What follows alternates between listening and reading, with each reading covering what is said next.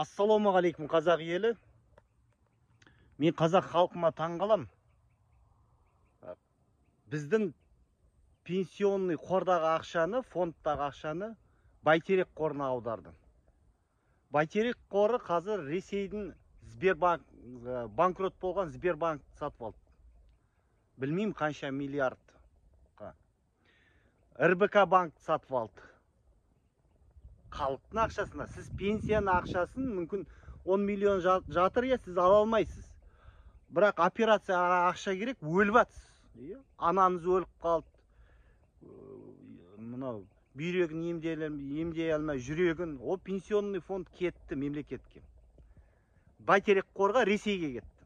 Енді қараңыздар, орыстар да саясатқа араласпағанының кесірінен мүлдем ақшалары жоқ. Енді санкцияға ілінгесін бүкіл банктар енді өмір сүру керек қой. Енді қазақтың арқасында өмір сүріп жатыр да.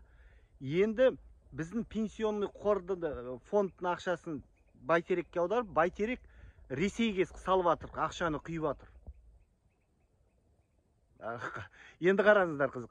Алдында медициналық қор болды, оны Азербайжанға аударды, Азербайжанның портына, жартысын Канадаға аударды, сол жоққа, медицинский қор жоқ. Төрағасы Канадаға қашып кетті. Енді Бәйтерек сіздердің ақшаларыңызды, қазақтардың ақшаларын, енді сіз ала алмайсыз. Қазір заң сондай, бүкілін шеше алмайсыз.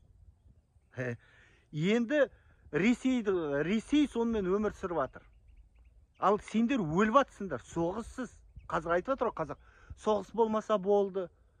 Сіздер соғыссыз, балаларыңыз емдей алмай, тиктокта, бүкіл жерлерде ақша көмек сұрап жүрсіз.